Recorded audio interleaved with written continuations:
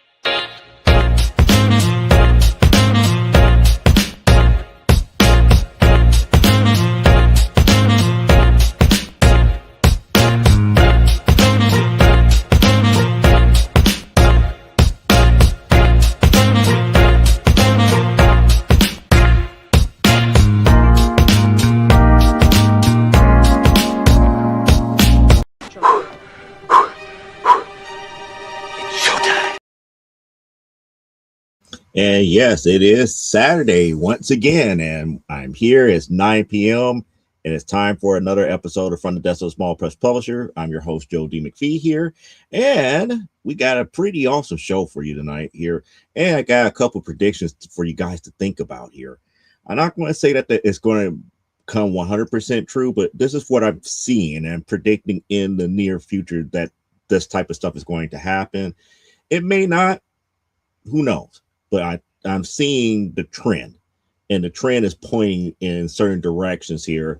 And hopefully this might be either a warning for you or prepare you for what's may come to fruition a little bit down the line here. But nevertheless, before we get into that, we got some unfinished business to do, such as telling you guys that Stupid O'Clock, it happens 1 hour into our show here. If we go a second hour, that is followed up by Last Man Standing at 1 a.m. Eastern Standard Time. And then you get the respite until Monday when you have Nicholas Tucker and Nevermind the Furthermore at 10 a.m. Eastern on Monday.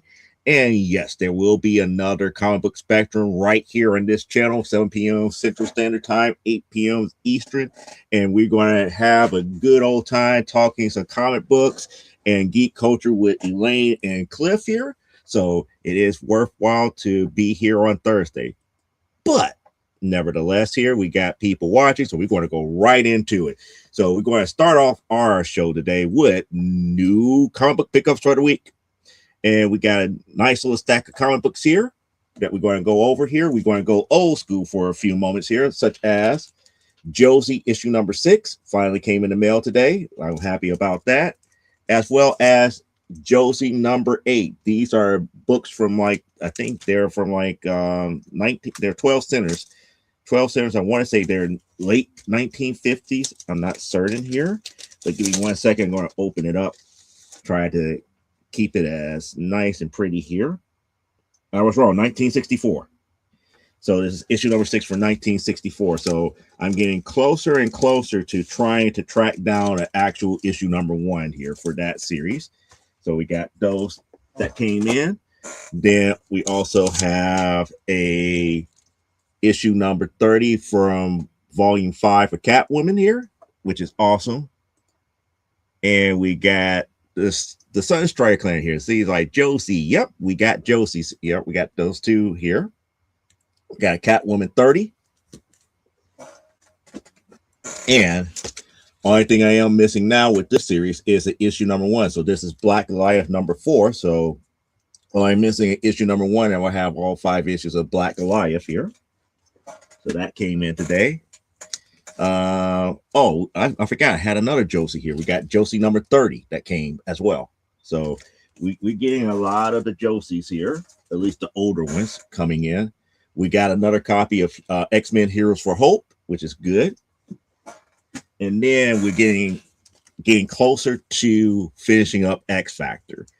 And when we say closer, I think we got it down to like 12 issues that's missing now from volume 1. So we're going to start off tonight with issue number 7, issue 8, issue number 9, 11, 13. So I got a lot of my gaps filled here. 14, 16, 18, 20, 23, 25, 27, 28, 29, 31, 34. Get the glare out a little bit. There we go. 34. Then we make a big jump to 52. So, and what's going on? How's it going? Just saying hi to user right here. How's it going? Hopefully you're enjoying everything here. Issue number 57, 58. Then we jump to 61, 62, 63, 64, 65. Then we have another big jump to 83, 86 from the Executioner song here. And then to 87, 88. Nice little wolf vein, I believe, cover where she got branded at 89.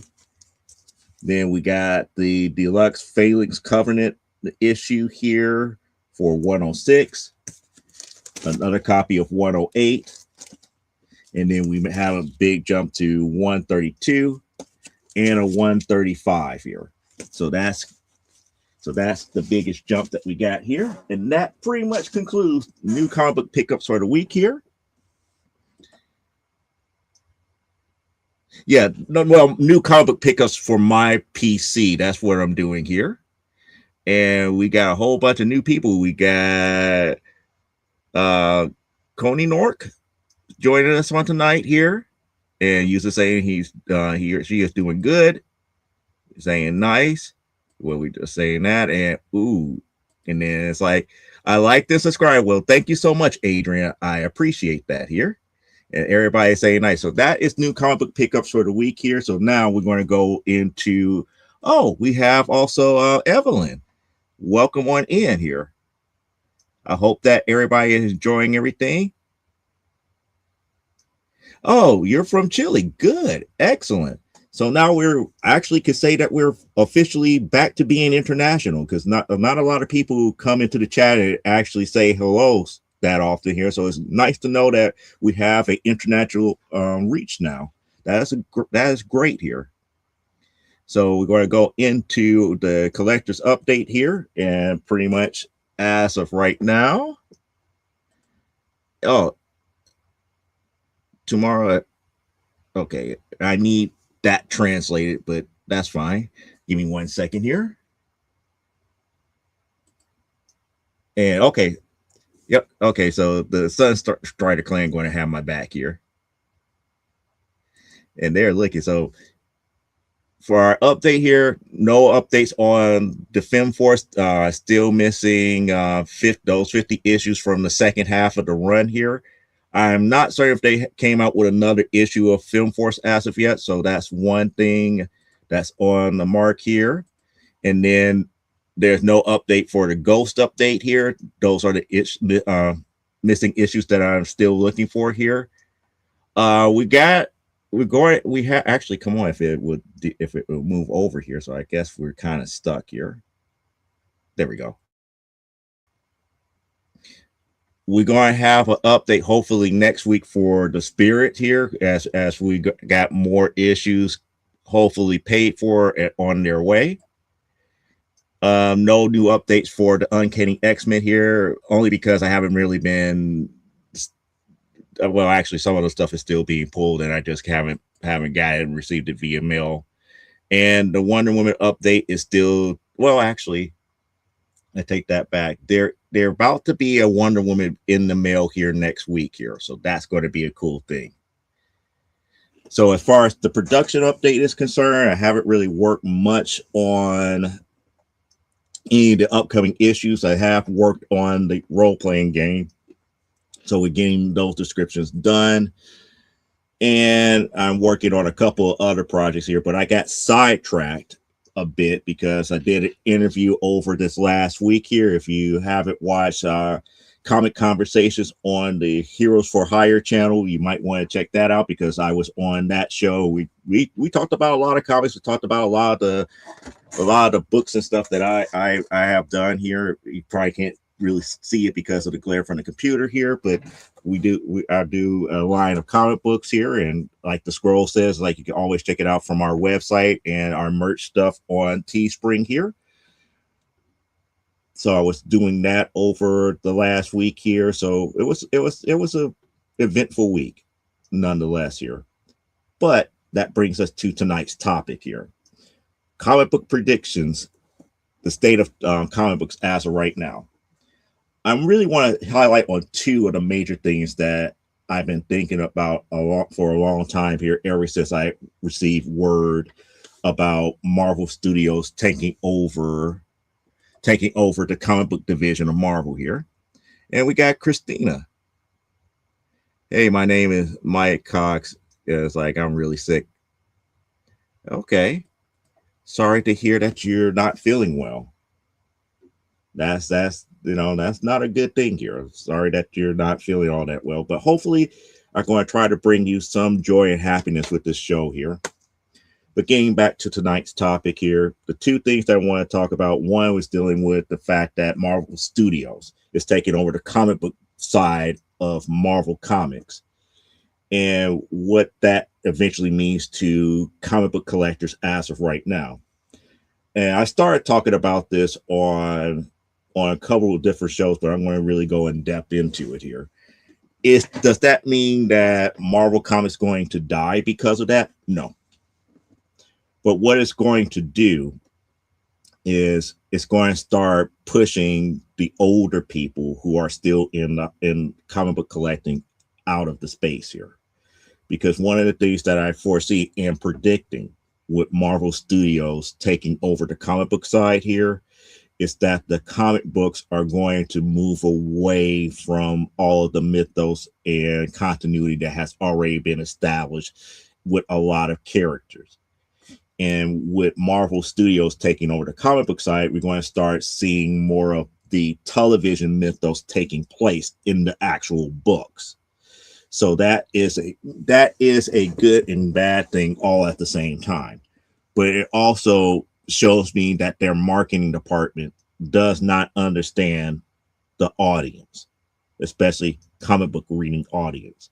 They're still trying to reinvent the wheel, trying to not understand the fact that TV watchers are not comic book readers. Movie watchers are not comic book readers. Comic book readers are comic book readers. You need to reach out to them, and they're trying to force and wedge comic book readers into TV and movies, and it doesn't work that way. The bridge is trying to keep the interest of somebody who's a television watcher to get them to read books. Same thing with the movie watcher, trying to get them to read the actual source material. Sometimes that's not going to happen. People like what they like. And there's nothing that you could do to force them to like another medium. Now, the only way that you could really get that to happen is that you have to make them an Uber fan. And what I mean by an Uber fan, I mean they like everything about a certain character.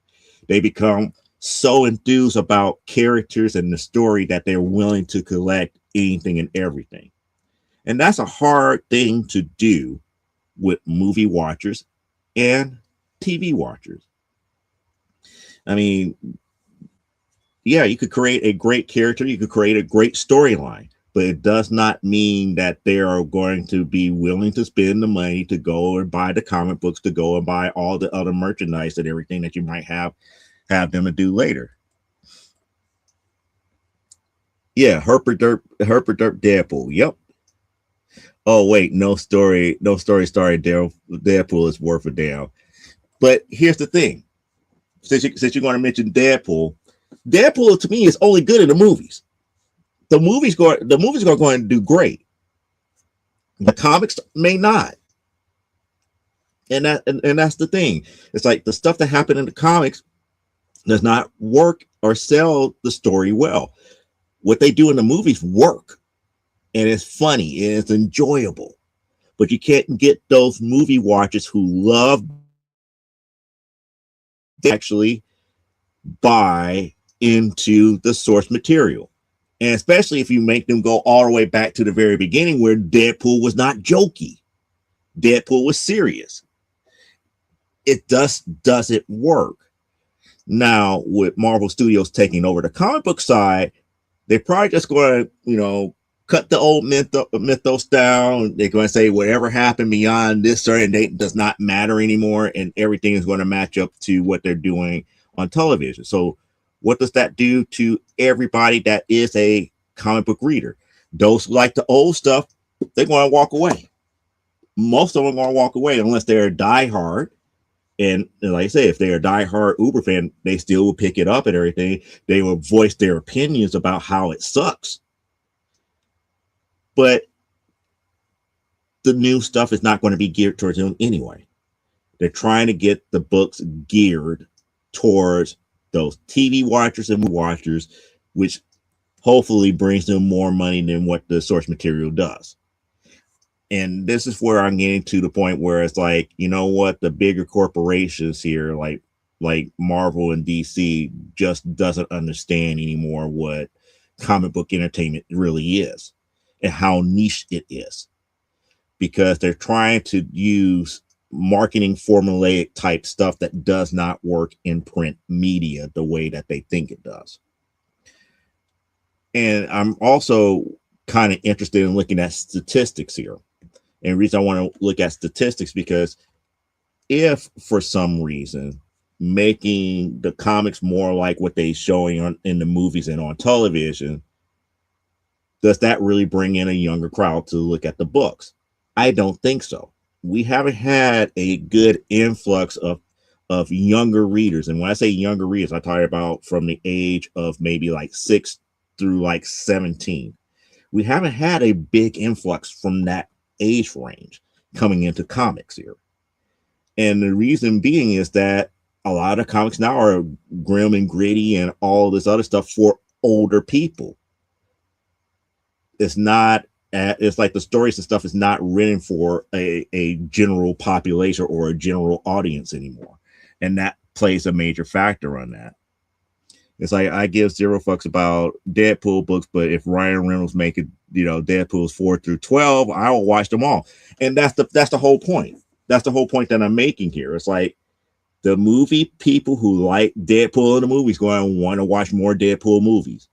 It never makes them want to go back to the source material, which is the comics that build up that character for them to make the movies that they do. It's not rocket science. It's not rocket science. It's about understanding the audience and how marketing does not get that point here.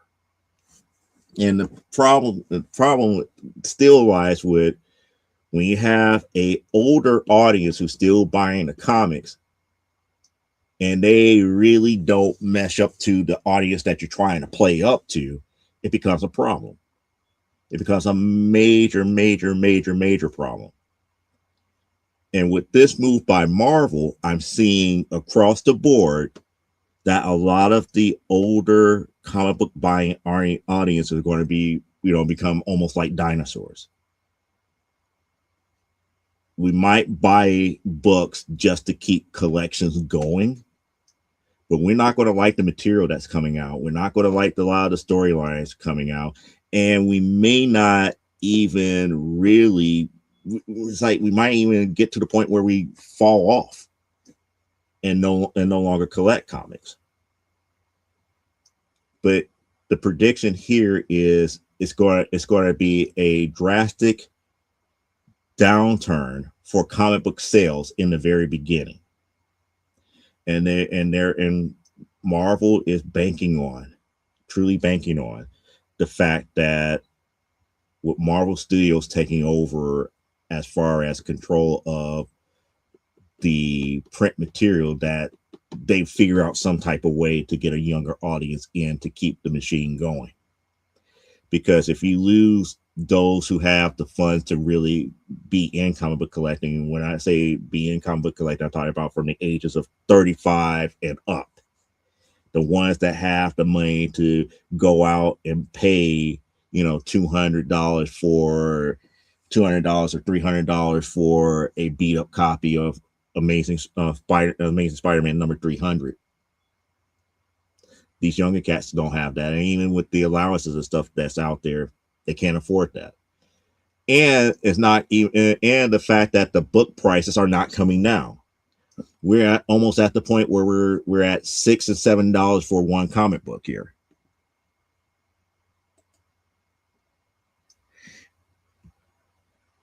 Okay, I need somebody to translate that. I have no idea with that, but thank you so much. I know it's Russian. I know that's Russian, but I don't know what that's representing here. I need a translation for that here. But saying all that to say, comics used to be a relatively inexpensive medium to entertain people. Now, because it became more and more corporate, it's becoming one of those things that could be on a chopping block and lost as far as the bigger companies are concerned. And when I say the bigger companies, I'm talking about with Marvel, DC, Image. Those companies are looking at a downturn in sales. Oh, that's what that is. Hello. Well, hello. I did not. I was like, I don't know Russian, so hello there. Hopefully you're enjoying the conversation here. So I'm glad that you are here. So I'm glad that you did translate it for me here. Thank you so much here. So hello and greetings from Chicago. I guess that you are somewhere in the Soviet Union or Russia, I guess. But getting back to what I was saying here, the bigger companies are going to have a bigger downturn here.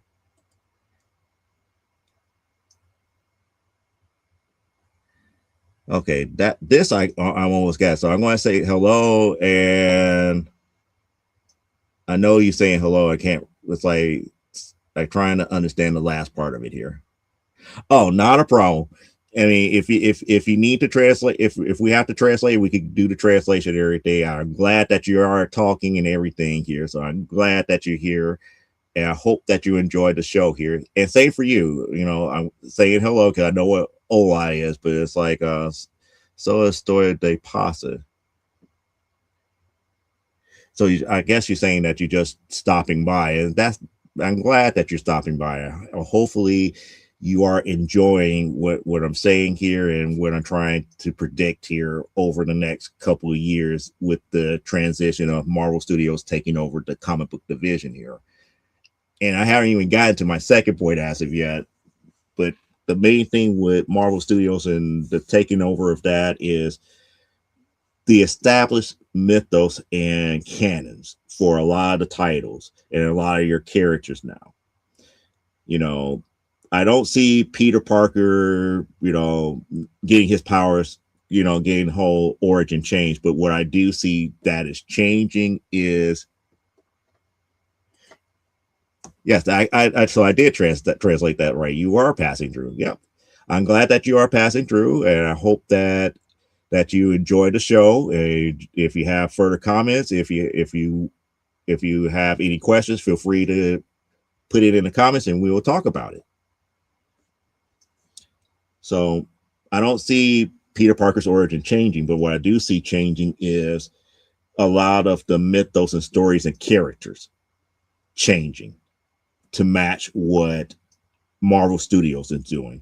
A good example of that, if you guys have ever watched Friendly Neighborhood Spider-Man on Disney Plus, they redid Spider-Man in such a way where it really wasn't, he doesn't have like a Mary Jane or everything like that. And it's like it's like they kind of redid all of the characters in Spider-Man to meet the criteria of what a younger audience might want in today's society here. So you don't have a Mary Jane Watson, you don't have a Gwen Stacy in this version. You see a younger version of Tombstone, and in this version of Spider-Man, or in Friendly Neighborhood Spider-Man, Lincoln and Peter went to the same high school, and he dropped out.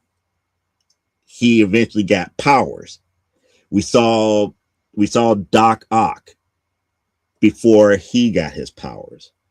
We saw everybody coming into their known moniker before they became what they were.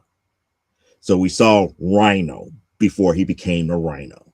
We saw Doc Ock. We still got Norman Osborn before he got his powers. We got Harry Osborn before he took over as Green Goblin. I mean, it's just like the mythos has changed a lot. So if you're looking for Ditko Spider-Man from the comic books, you're not going to get any of that here.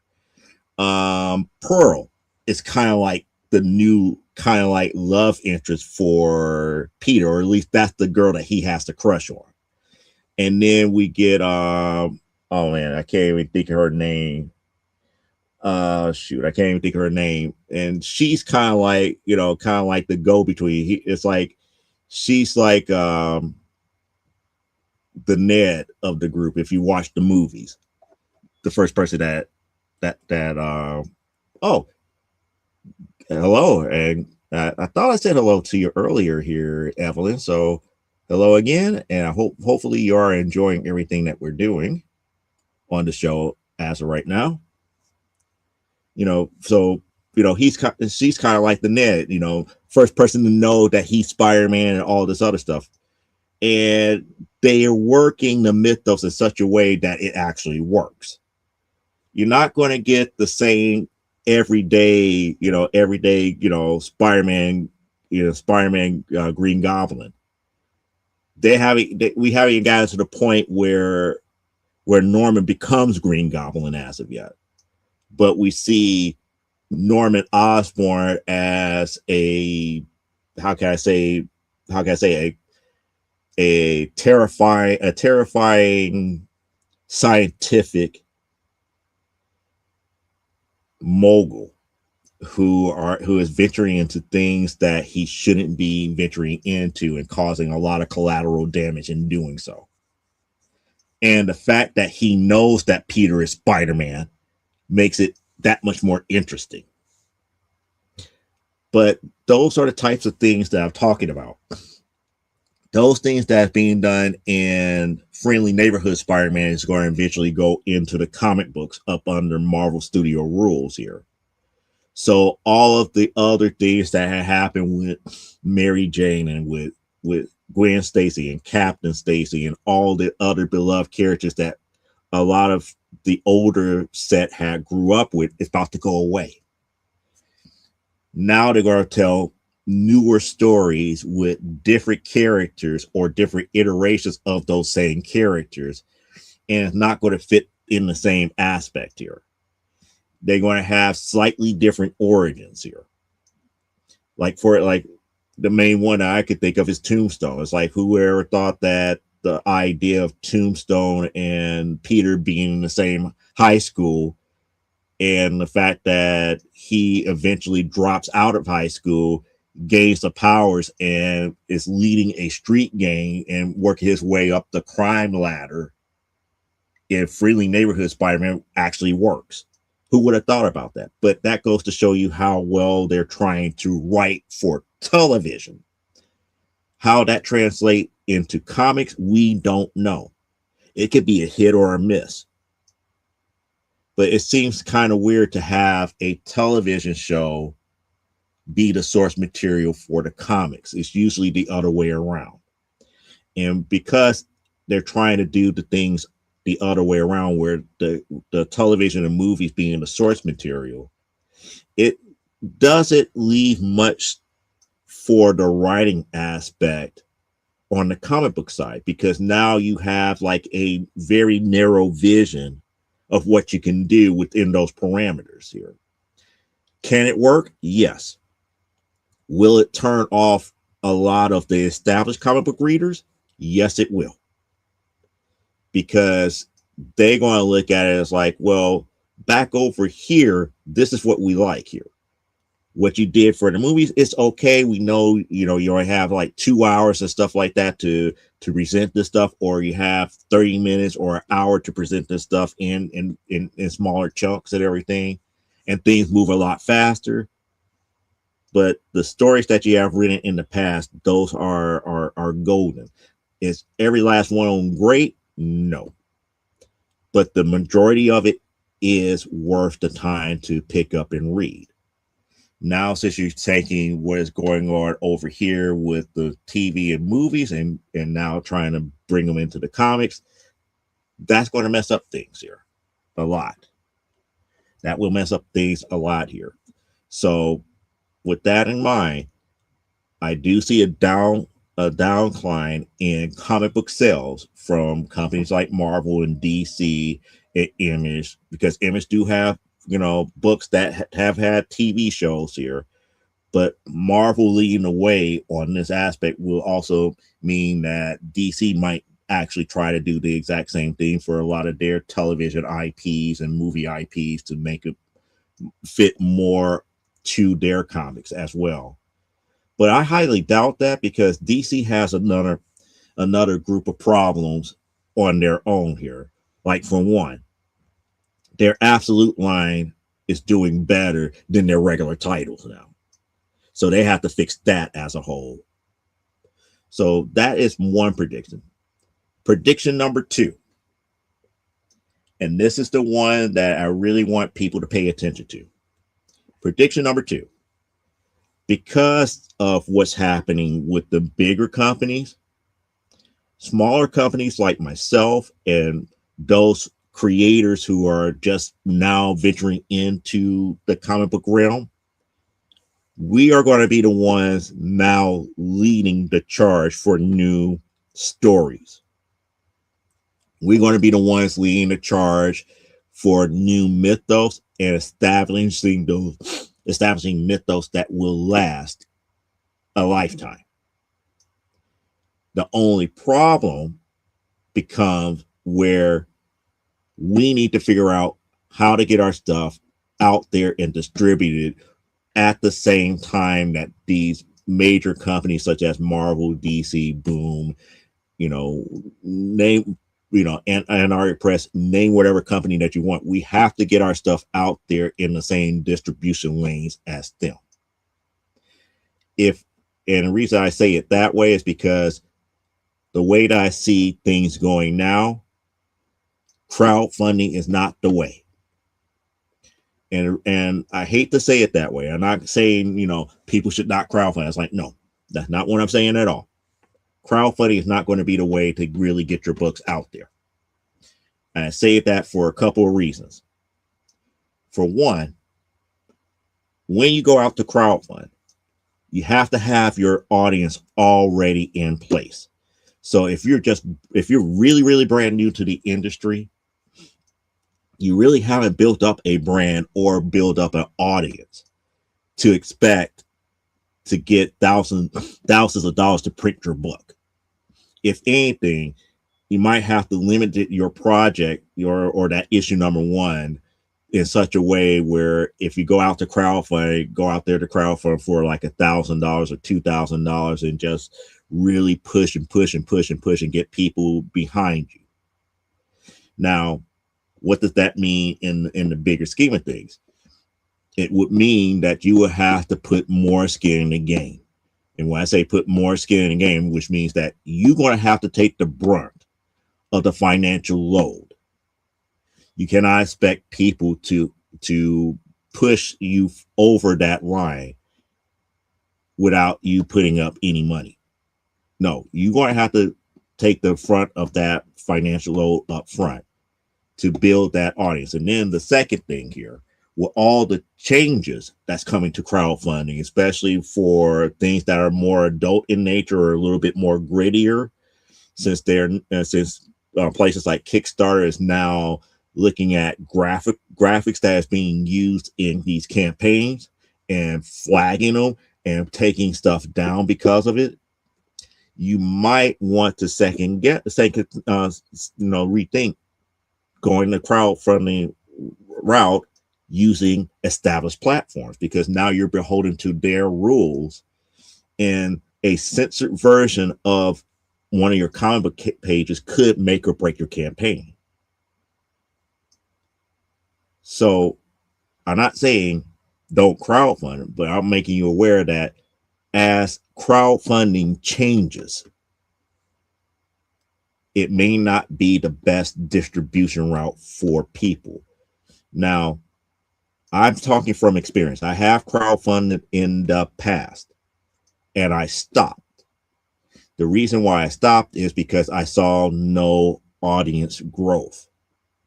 And the reason I saw no audience growth is because the people who were buying my books on these crowdfunding platforms were also buying books from me on other platforms, such as my own comic book website, at comic book shows, at comic book conventions, places that I actually frequent, they will buy my stuff at. So when I put out a crowdfunding campaign, I wasn't seeing anybody new coming into the audience. And then on top of that, I was also giving a good portion of my crowdfunding money back to the platform, such as Kickstarter or Indiegogo. They were taking a significant portion of that. And there is Aaron. Aaron saying hit the like button here.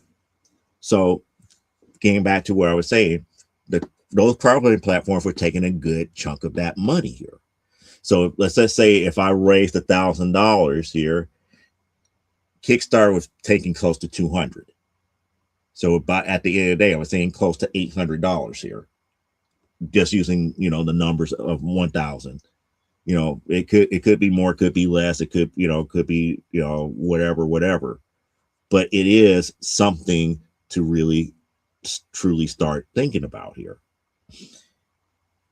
The major thing that the prediction here is that I foresee people like myself, companies like myself, small press publishers, independent creators, we have to build our audience big enough to follow us. Not follow us on Kickstarter, not follow us on Fund My Comic, not follow us on Indiegogo. Follow you and your books, your work. They have to follow you. So if you decide to go out there and be solely on Newgrounds, so be it. If you want to be solely on DeviantArt, so be it. If you got the money and you build your own website and you want people to follow you on the website, so be it. But the thing about it is you have to build that audience that really, really, really follows you as a whole.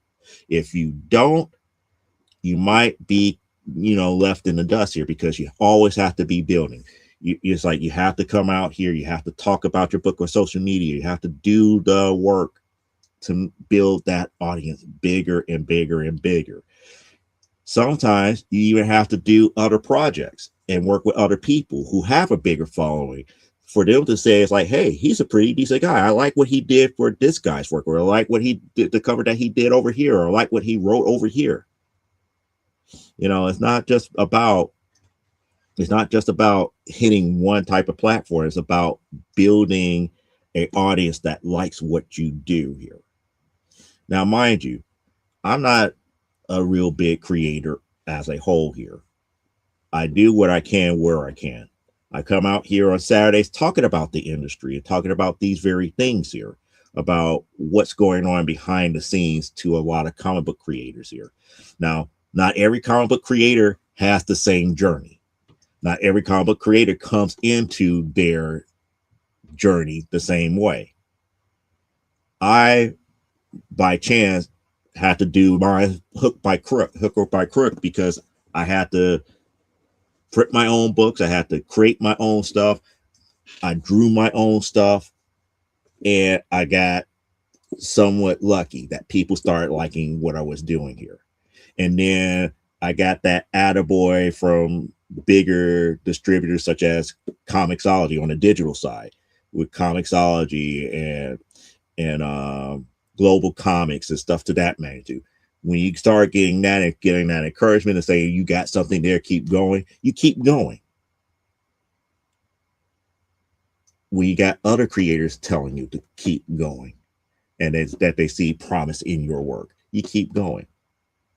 Now others do not have the same luck here. Others might do one or two issues, and because they didn't build the audience, or the audience that they thought they had left, they fell by the wayside, got discouraged, and left. It doesn't necessarily mean that their work is not good. It just means that they didn't build up the way that they're supposed to. Speaking of which, if I can, I'm going to do a shout out to Kiss Me Comics. I believe Kiss Me Comics is about to get into either their 25th or 30th year. So I have to, give them their kudos, because I just remember seeing an email from them talking about their anniversary that they're coming up, and there's supposed to be a brand new project that's coming out soon from their studios here. And if you haven't heard Kiss Me Comics, that's another small press publisher here in Chicago that very few people heard about. One of their major books was called Serenade. So if you look up Serenade for Kiss Me Comics, then you get into the books that Rod Jenkins have done over several decades here. And they have been, a little bitty name that has been in this industry for a very long time and survived. Why? Because they did the work to build their audience that comes by and buy their books at shows. Now, whether or not they have done crowdfunding and stuff, I don't know. At least I haven't seen anything about them doing crowdfunding or anything to that magnitude here. Other people that I know of, at least in my general area here, we had Raymond Leonard, who has done several crowdfunding campaigns and is still working hard at his Agent Solo. He's building his audience through doing videos and stuff on YouTube and doing live drawing exhibitions and everything here. And he's up here, talking to the fans just like how I'm talking to you guys out here. He's doing the work. That's how you get further as an independent publisher or a small press publisher or an independent creator. You got to do the work here. Now, mind you, I'm a little bit, because I got 4 different titles in an upcoming role-playing game, I have been a little bit behind the 8 ball. And plus, since I have a 9-to-5 job, it makes it even doubly time-consuming. That my time is, more valuable. It's like if I'm not spending time doing the work, as far as the drawing, as far as the 3D rendering for primetime Saturday night, if I'm not doing the time for writing the scripts and everything, nothing will get put out there. Unlike some of my other counterparts, like Raymond Leonard is now full time. So he spent, day in, day out drawing, and he's putting out his stuff. Rod Jenkins doing the exact same thing.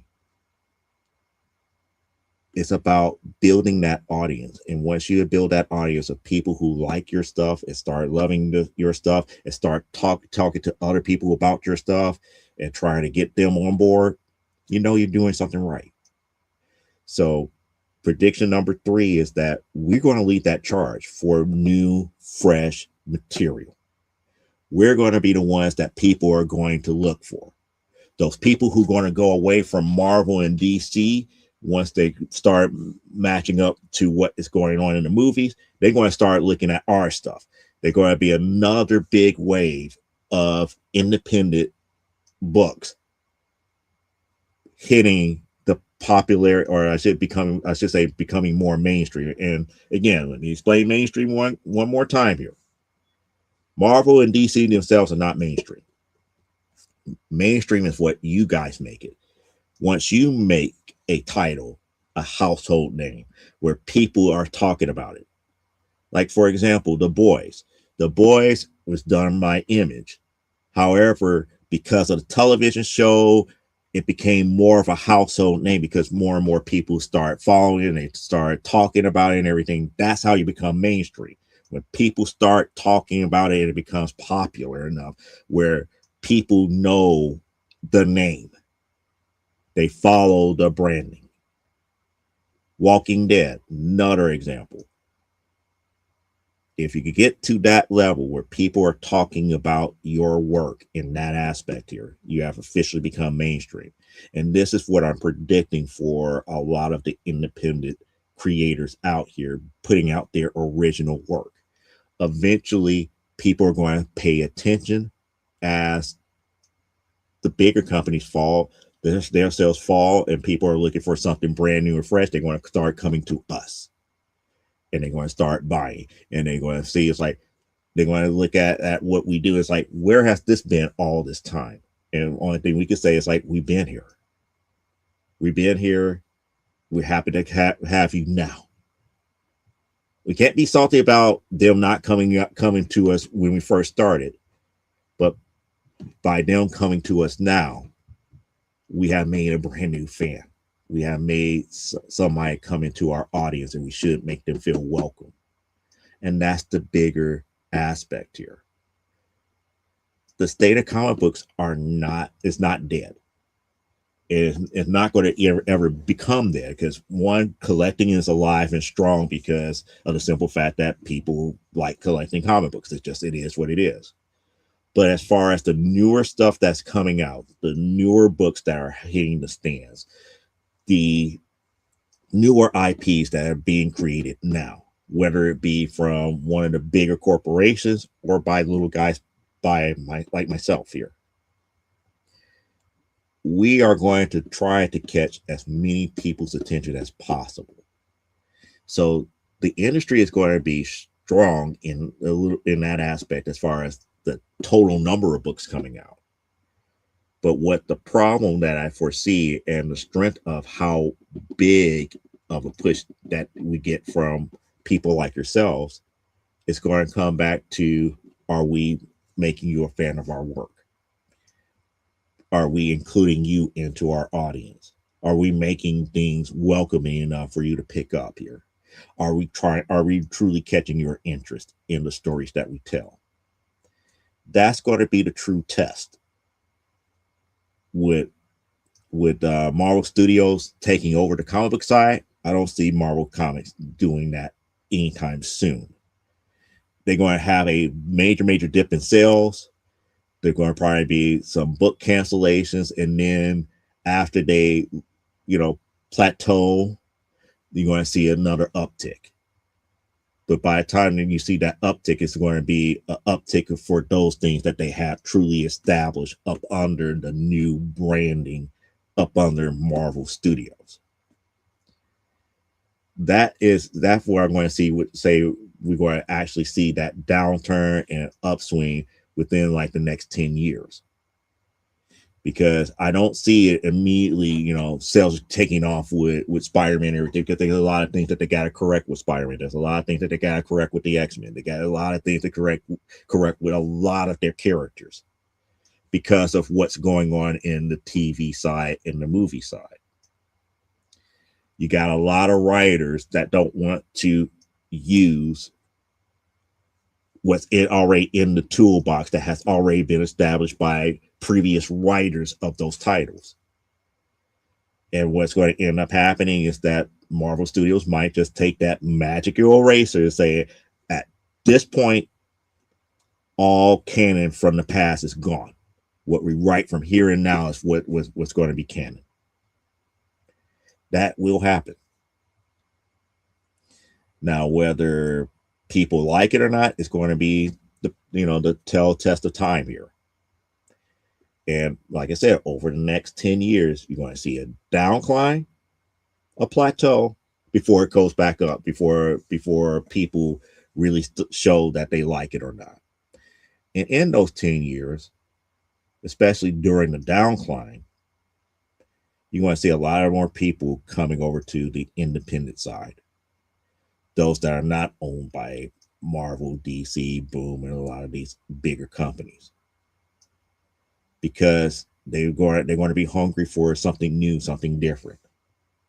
Even though Marvel is trying to give you something new and something different from established characters, they're not really giving you anything that's so-called original. And even I have to say, even with my stuff is not really so-called original.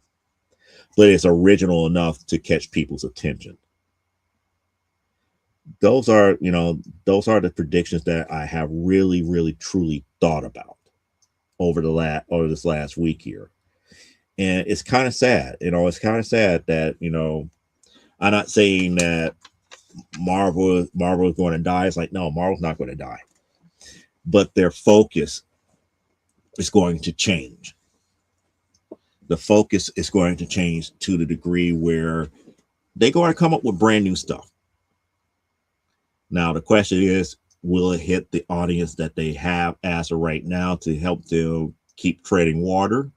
Or are they going to roll the dice and gamble to hopefully pick up new people? And if the new people is only solely into the TV stuff or the movie stuff, it ain't going to work. But we don't know. We don't know what the future holds. I don't have that magical crystal ball. I'm not saying that this is doom and gloom for Marvel, because it's a difference. Different does not mean bad. Different just means different. It's not common. So we have to look at it from that aspect. It's like they're going to do something that is uncommon to what we are used to seeing traditionally with comic books. But also at the same time, we don't know if it's good or bad until we get to that point. And over the next 10 years, we're going to see it. It might be really, really bad that first year and they just reverse course. We don't know. But that's what they're kind of alluding to as far as Marvel Studios taking over. They're really kind of alluding to a lot of the stuff that's happening in the comics eventually slowly matching what they're doing with the TV and movies. And the one thing that a lot of the fans, and it's like, well, I should say a lot of TV watchers, movie watchers, and comic book readers don't understand unless you're on the inside the industry, is that writing for TV is one thing, writing for movies is another thing, and writing for comics is a completely different thing here. And the reason why I have to say it that way is because of the timing.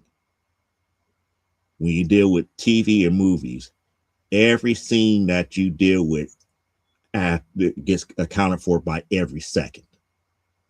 With comic books, one panel could take you from 1 minute to like 3 days, depending on how you tell the story. One comic book page could speed up things so fast that if you try to translate it for a movie, you have to add in filler. So going from comic books to TV and movies, you're adding extra things over here that was never truly discussed over here on the comic book side. But when you go the opposite route, everything is accounted for. Now, how you break it down in panel form becomes a problem.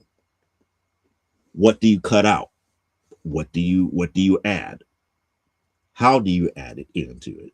How do you build up from it? That's the reason why I say that going from TV and movies is more restricted on the comic book side than the other way around. Having your comic be your source material allows you to be very, very creative over here. But the other way around here is that everything is dealt toward all the way down to the last second. It does not give you as much freedom over here to translate this over here. And if you do get a little bit liberty to leave the source material over here, people may not like it over here because they didn't see it on the television. They did not see it in the movie. So why is it in here? So that's part of the reason why I say we have to have some caution with where everything is going here. Am I looking forward towards the so-called independent revolution? Yeah, I am. Because it's about time for people to start looking more our direction here. Not to say that, and I'm not saying that to sway people to not be a Spider-Man fan or Iron Man fan or whatever fan that you are. Far from that. But the thing that I'm all saying is that as we travel down this road here, be if I could say, how can I put this? Be cautious. And the reason I say be cautious is that really get into your love a little bit more. Start being a little bit more particular in whether or not you're enjoying what is coming out. Because not everything is for everybody. And I'm beginning to see that as of right now with a lot of different things here. I've been saying that for the longest time with the X-Men. I've been saying that for the longest time with Tom King's version of Wonder Woman. Not that it was overly bad. In my point of view, it's not good. But talking to fans who love what Tom King is doing, I don't badmouth them for liking bad books. I was like, no. You like Wonder Woman now. You're good with me. You like this. You like what he's doing. I'm okay with that. My job as a fan is like, if you like this, let me show you what's going on here with everything before he wrote, or with everything that is going to happen afterwards. Oh, Parallax is saying hello to Aaron here. But that's the key thing. I don't make another fan feel bad for what they like. I'd rather for you to be a Wonder Woman fan. And if you love Tom King's Wonder Woman, so be it. But I want you to also enjoy the wonders of everybody that came before and everybody that came after. The John Byrne Wonder Woman, the George Perez Wonder Woman. there's just so much juicy stuff that's there that came before it, and it's going to be juicy stuff coming afterward. Now, mind you, I've been enjoying Absolute Wonder Woman over time, what Tom King is doing. Not to say that what he's doing is bad. It's just not my cup of tea. And he kind of ruined the mythos of Wonder Woman. It's like his version takes a lot of things out of the normal context of how Diana would react to certain things here. It's almost like pretty much he was giving like a blank slate to do whatever he wants in this series. And with knowing that, I have to take my reservations on things that are being done. Not to say that if other people love it, I want them to love it. But I also want them to understand why older people who might not like it would tell them, it's like, hey, this is not my cup of tea, and this is the reason why. And hopefully they will understand why. Not everybody's run of a particular title is going to be liked by all the fans here. Like, for example, I don't really talk much about Captain America, but I love what Brubaker did for Captain America. That was the only reason why I ever got into Captain America since like the early days. The early day stuff never really got to me. It wasn't until Ed Brubaker started writing it that I was like, oh, this stuff really makes sense now about how Steve Rogers really was. And the fact that he wrote Bucky as Cap and wrote the majority of how Sam became Cap made me a big fan of the franchise now. Not to say that the stuff that came before it was bad, but it gave me better clarity of the mythos, and I understood why the stuff that came before it would, might be the way that it is before there. What do you mean nobody is here? I see four people watching on the clip here. So I do have a monitor, so I do see how many people are kind of watching and everything here. So I think there are people here and watching. It's just that not a lot of people are saying much of anything here. Like I said, you can always interrupt me with questions and all this other stuff, and even with your own thoughts about this stuff. And we have discussions here all the time. So saying nobody's here is, fleeting. It is what it is here.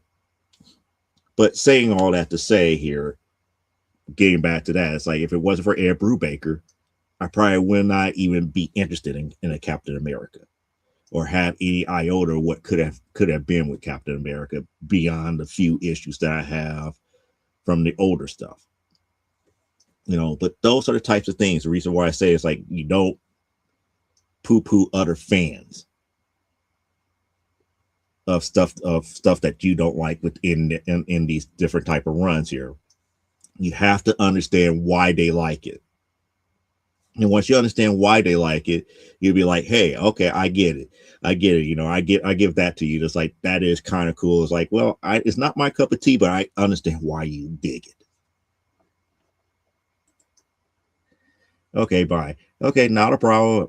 Hopefully you enjoy what you've seen up to this point here and come back. You're always welcome here. And it's not like you're not welcome. You're always welcome here. You can always ask questions and everything here.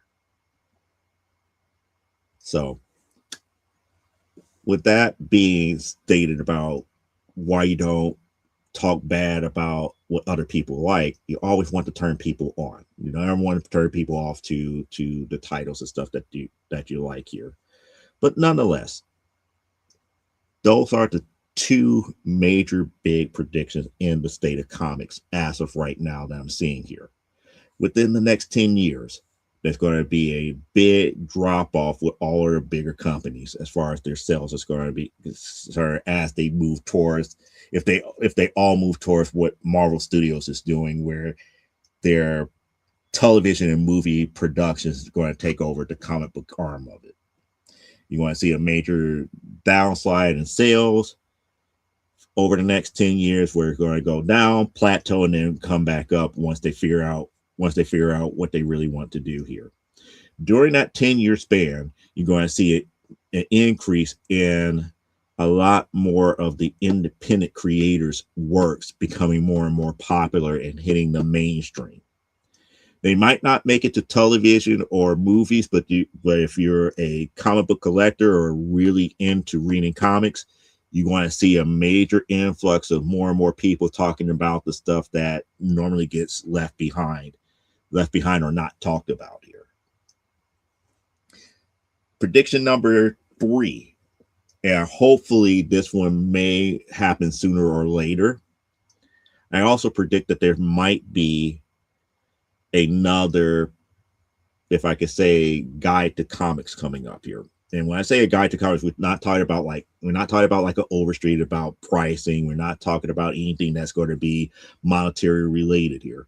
We're talking about possibly another source outlet that will get popular enough where people will start following it for latest and greatest news about the comic book creators, the people who makes the books, and upcoming titles to look out for. We don't have too many out there as of right now. I know that people are going to say, well, what about Bleeding Cool? What about Newsarama? What about all these other websites here?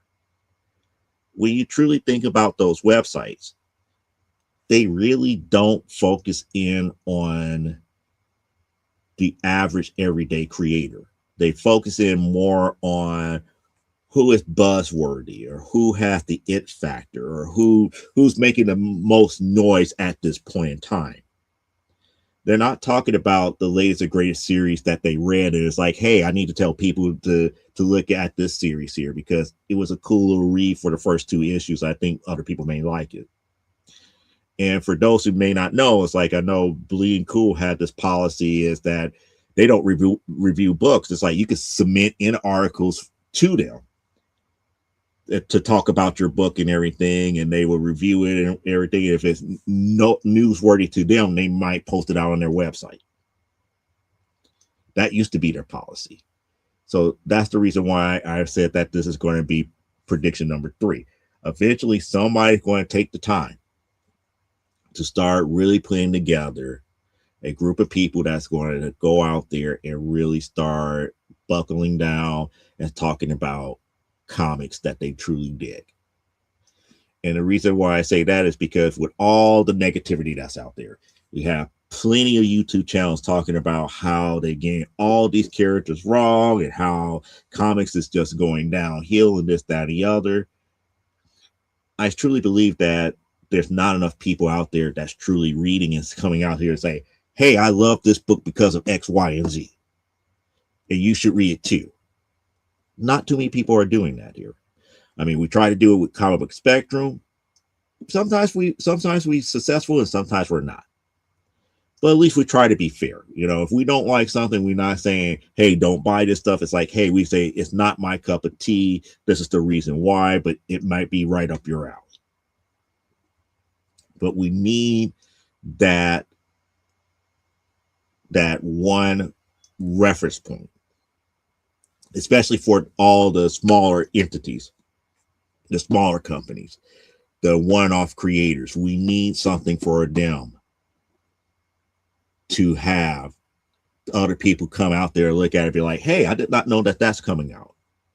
What is about to get crowdfunded? It's like, maybe I might think about going out there and checking out their campaign. Or, oh, they got a website. Or, oh, they're doing their stuff on Webtoons. Maybe I might go out there and check their stuff out on Webtoons. We need people reporting on that type of stuff more so than anything else. And I predict within this upcoming next 10 years, that's going to happen. Because even with the invention of the internet, there's just too much stuff out there. We just need a group just to come in and focus in on that and being positive and talking about how certain projects are doing what they're doing here. You know, that's just the key thing about what makes this comic book industry what it is here. Back in the 90s, we used to have Wizard. Wizard used to be a good reference point until certain friends of that company started getting more press than others.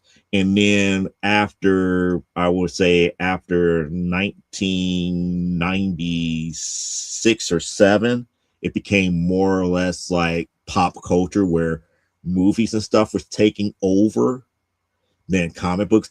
It's like the heyday of focusing solely on comics went away. Because by the time we got to like the 2000s, it's like the Wizard that originally came out was not the same Wizard that we was getting. It's like the Wizard that we was getting was more like, you know, Entertainment Weekly.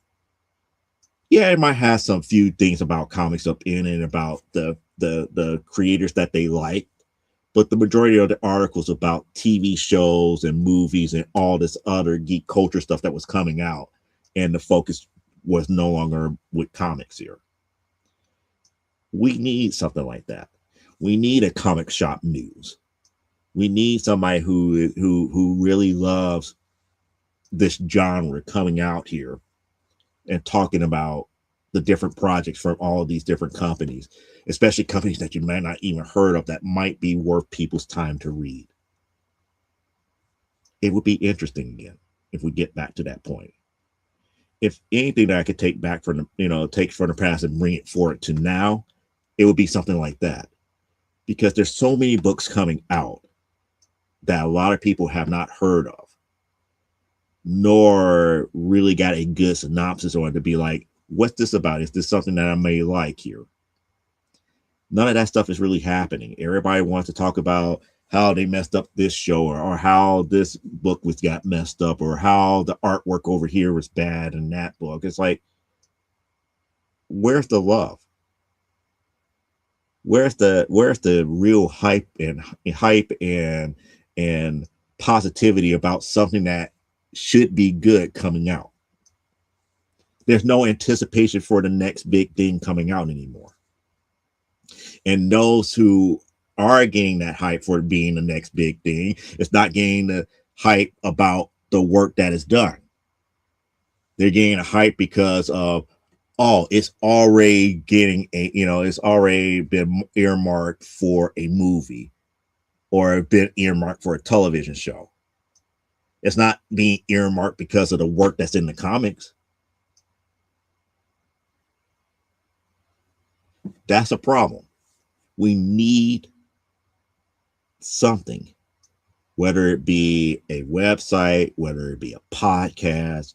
We need something where us smaller guys can get half our 15 minutes of fame being brought to everyone all over the world to say, hey, this might be a title that you might like. And they're already 5 issues in. You might want to start picking it up now while the beginning is good. You can still get it in on an issue number 1 for relatively cheap and all this other stuff. We need those types of things. We need the comic shop news from old. We need old school 90s Wizard. We need that type of stuff here and now with all the different innovations and all the different platforms that are out there. There's just too many titles from independent sources that are just not getting the notoriety that they should. It is what it is here. So that's the third prediction. The third prediction is that somebody's going to eventually do that. I'm not going to do it because I'm too busy making my own comics, but I believe somebody else will have enough love and care to start that project. And on that note, that's pretty much it for tonight here. I don't have anything else as far as predictions that have actually been thought about and really rationalized out where I could actually pull out proof on why I feel the way that I feel. But like I said before, I always preference that you're not going to see this happen right away. This is predictions over the next 10 years. So within the next decade, this is what I'm seeing. This is the trending that I'm seeing here. I notice how I did not talk about, people who are in this for financial gain, who is doing the whole having the hobby fund itself. I'm leaving that type of stuff alone here.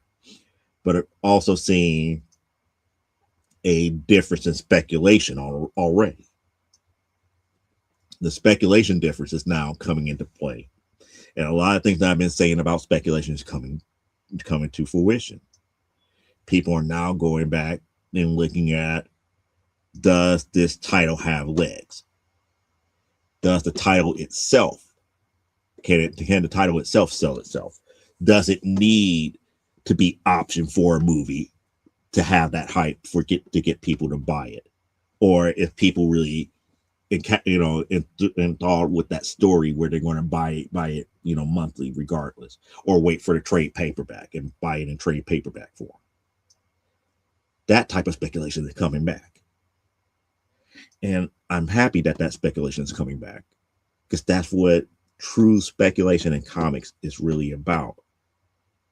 That's what makes some of the books really valuable. It's not about, this book, this title has been optioned for a movie and the movie never comes out. And while the hype is there, people are willing to, pay through the nose for issues that eventually become like dollar bin books. It's more along the lines, does this title have legs on its own? Are people trying to read this particular storyline or the whole series? And if so, why are they reading it? Is it because it's a great story? Or is it because a particular character is in it? Or is it because of something unique that has never been done before?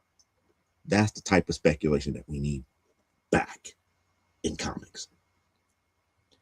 Not because, millions of people go and see it on the movie screen. Movie goers are not comic book readers.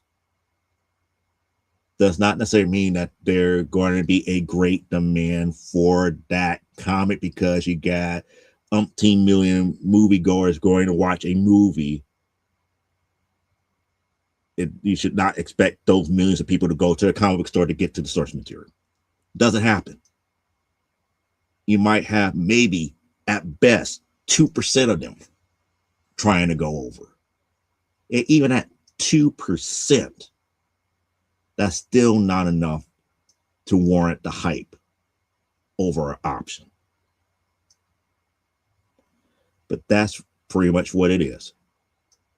So on that note, I open up the door for those who are still with us on the chat here. If you got anything that you want to say, let's have it. You know, got any questions? How are you guys feeling out there? You guys got any predictions? Go ahead and let me know what predictions that you guys have. But those are the three that I know beyond a shadow of a doubt over the next 10 years that something is going to majorly change here. I know that you guys are watching, so I'm going to give you guys a few moments here. If nobody has anything to say, we're just going to end up the show early. You know, we're not going to go the full 2 hours here. So I give you guys a couple of moments here. If you notice that on the bottom of the screen, you can take note of how to get to our website to buy our comics at cgcstudios.com and our Teespring store here, which again has some of our merch on it here. You know what? I haven't been out to the Teespring store in a long while. I almost forgot that we had it for a greater degree here until I remembered about the banner. So I might just go out there to show you guys that, yes, we do have like coffee mugs and all of this other stuff here ready to go for you guys on Teespring. So you can get t-shirts and mugs and all of this other nice merchandise here that, like I said, I don't really toot our horns here, but that's a mistake on my part that I really start to need to really get into making people aware that we got comic books, we got t-shirts, we got coffee mugs, we got a lot of different things happening over here at CGC Studios that a lot of times people just don't realize that we have. So just to give you an idea,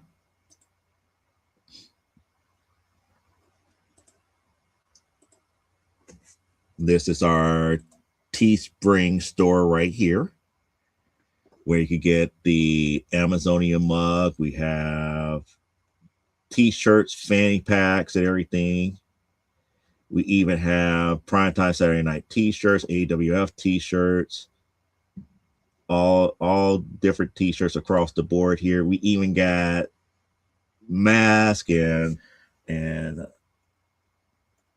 all of these nice little t-shirts all available here for like $25.99, $24.99. I don't know what happened with that image. I don't know why they took down that image, but I have to go back out there and figure out what's going on with that t-shirt here. Or is it just it's saying image coming soon? So I guess it didn't like the image anymore. Something happened with that image. I had to go back and figure that out here. But we got t-shirts over there. And if you go to cgcstudios.com,